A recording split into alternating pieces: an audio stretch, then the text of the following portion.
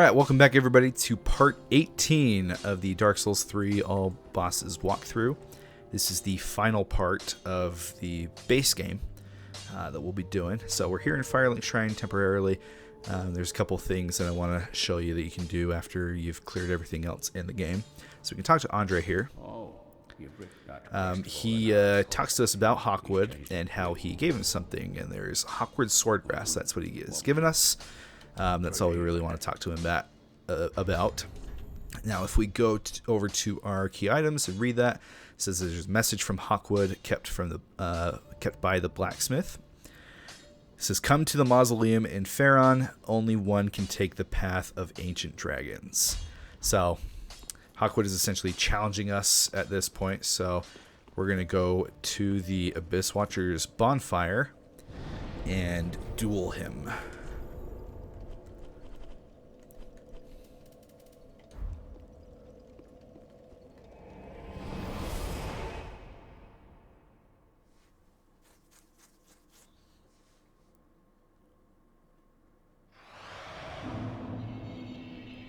So here he is waiting for us. I should have known. Well, I've decided to stop running from my fate. Loathe me all you like. I shall take what makes you dragon. So I don't really know what his deal is. If he wanted to, become a dragon himself, and he's upset that we took the path ourselves and then fought Nameless and we rang the bell. Like we weren't supposed to. Again, I don't really know the deep lore of Hawkwood himself, but he's not happy about it, and that's why he's challenging us. Man, I forget how much Estus he has.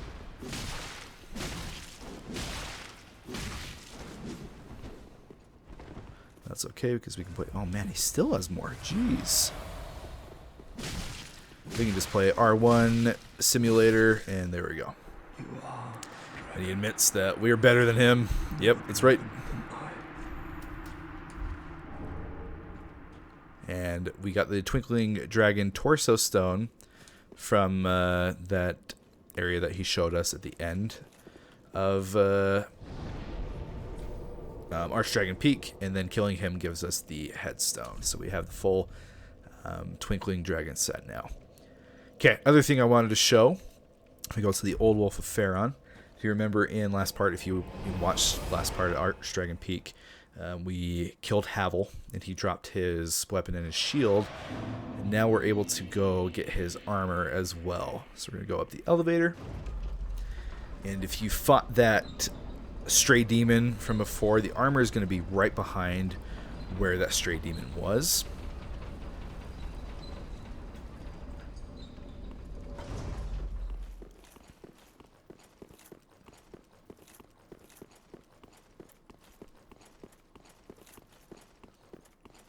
You see there's a new item there that wasn't there before. I don't know why it comes here. I don't know if it has to do something with the stray demon himself being like made of rock, and Havel's nickname is the Rock. I don't know, but regardless, it's here. So if you want Havel's armor set, gotta kill him and then come back here. Alright, now we are ready to beat the game. So let's go ahead and head back to Firelink Shrine.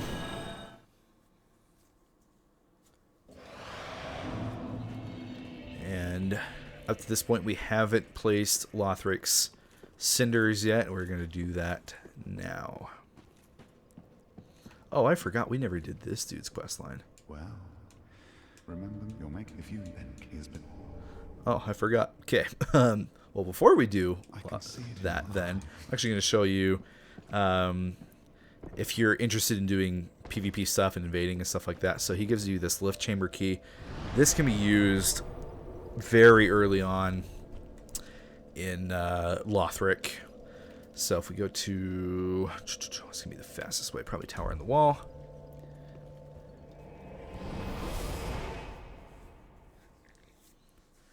If you remember, in this room right below this bonfire, there is a gate that is locked. This is what that key is for, is to be able to get in there.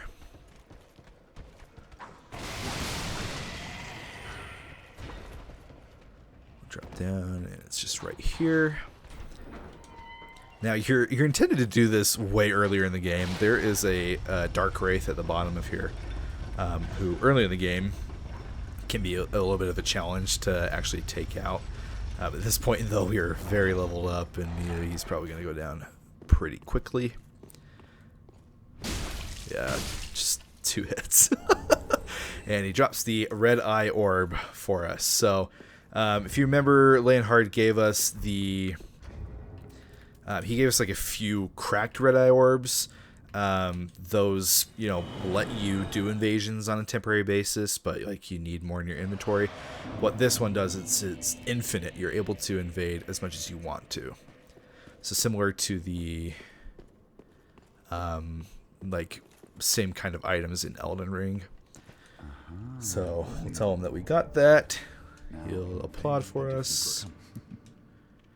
And there you go. He does talk about Rosaria. If you want to continue his quest line, you can find him in Rosaria's bedchamber. He'll be sitting at the hallway. If you refresh the area after you talk to him, exhaust his dialogue, you'll see that Rosaria is dead. And he was the one that killed her. He took her soul. And you're able to then invade him in Guinevere's bedchamber. Clear back in Anor Londo. If you kill him, you get Rosaria's soul back, and then you can return it to Rosaria to bring her back to life, and that's the end of his quest line.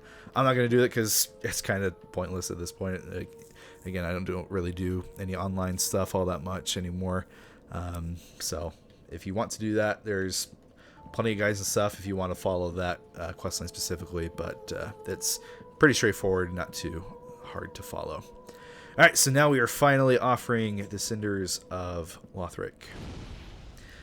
After the final cinders have been placed, you'll see that the Firekeeper starts to head towards the middle of the room, towards this bonfire. And as we approach, instead of the rest of bonfire prompt, there is a kneel prompt. We're going to do that. A cutscene's going to play. And I'm going to skip through this, but we get teleported to another version of Firelink Shrine. In the Kiln of the First Flame.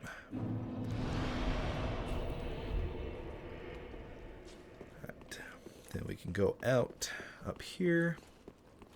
There is nothing else to explore in this version of Firelink, so you don't really need to waste your time trying to look for stuff. Very, very cool scenery here. Then if we come to this bonfire, this isn't one that we rest at. It just says proceed to First Flame, and it will teleport us.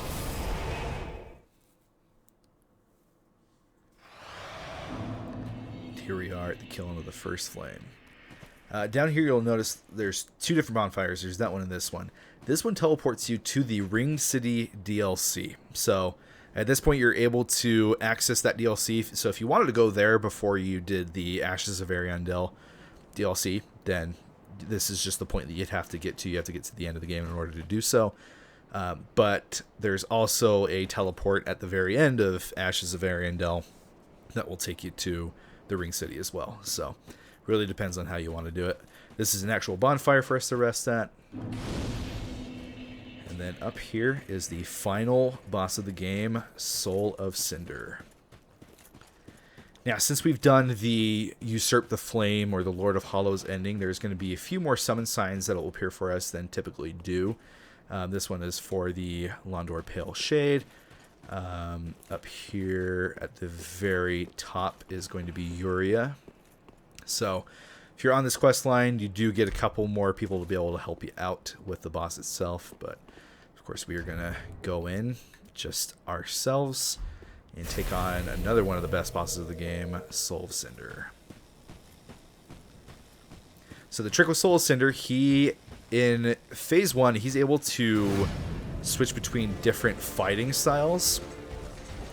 And I think it's a really cool concept for a boss, because lore-wise, the Soul of Cinder is basically the amalgamation of every chosen undead or ashen one who has rekindled the first flame. So that's why he's able to use all these different fighting styles. Like I said, very cool idea for a boss, and I think the execution was fantastic as well. So here he is switching stances. He's got a great sword now. So his attacks are going to be a little bit more slow, but also do more damage. Nice, we got a stagger there. He's also got a ton of range with that thing. Ouch. Man. Yeah, in this phase it can be tough to find a good opportunity to heal.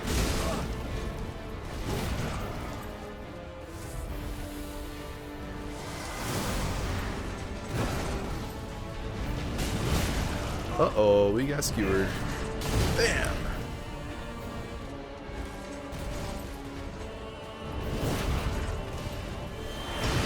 Alright, now he's switching to a curved sword. He's very nimble and quick. This is supposed to represent like a dexterity build. These backflips are so cool.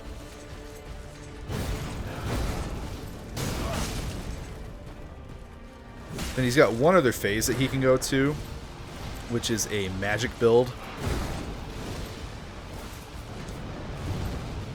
We'll see if he decides to switch to it or not.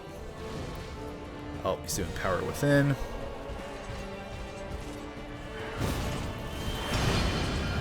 Yep, here's the magic build. Sweet.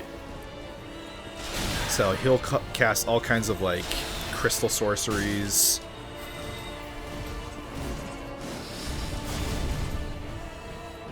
Should have taken him down. Oh, watch out for this. This is like Comet Azure from Elden Ring. It's very scary.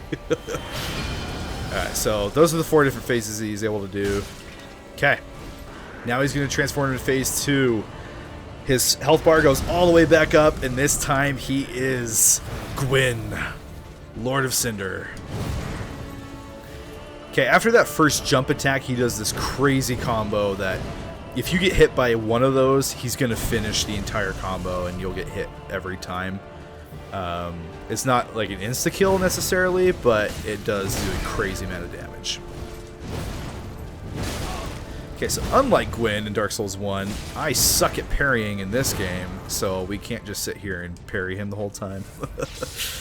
He does cast a lot of lightning spells that you need to be aware of. That one is just hurled straight towards you. There's another one that he has where he'll like throw one up in the sky and a bunch will come raining down on you. Ouch.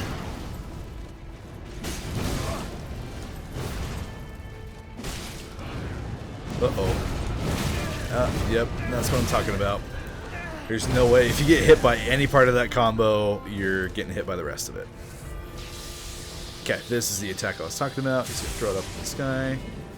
And I'm just going to roll out of the way. Just keep moving on that. You should be able to avoid it.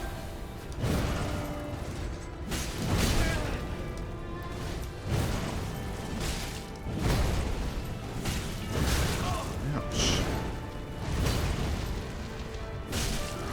Nice stagger. And there we go. Plim plim plon. There's Soul of Cinder.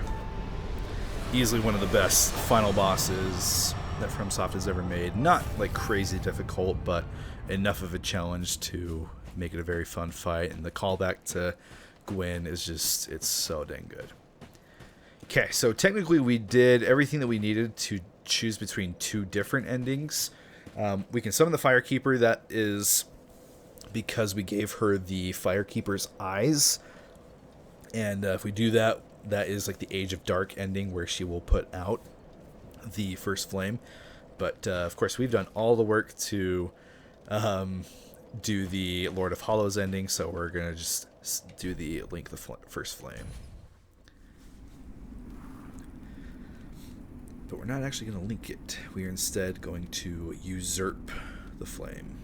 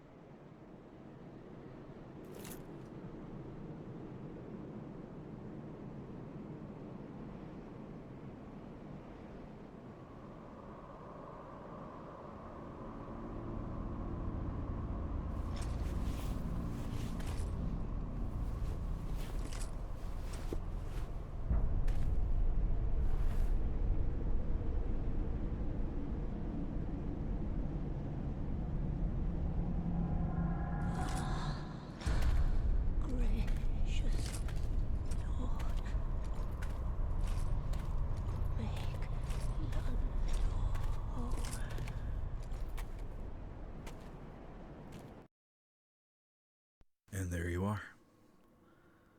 That is Dark Souls 3. At least the base game. Alright, so when you beat the game, when you beat Soul of Cinder and do whatever ending you have, it's going to ask you if you want to start Journey 2.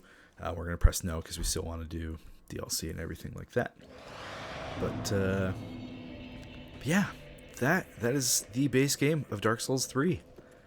Now we can actually, if we want to, now that we've beaten the Soul of Cinder, his armor is now available to be purchased. Where is it? There we go. Yeah. We should have enough equip load, I believe, to be able to wear it all.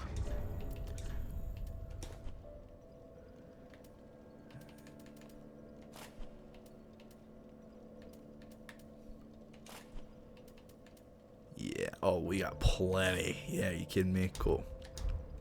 Boom. Soul Cinder armor. We can also turn his weapon in, his soul in for his weapon if we want to. Oh yeah, something I forgot. In that cutscene when you do this whole thing with the Firekeeper, Lilith dies, but you can still do transpositions through his corpse, I guess. So don't worry about not being able to do any of these boss weapons and everything like that.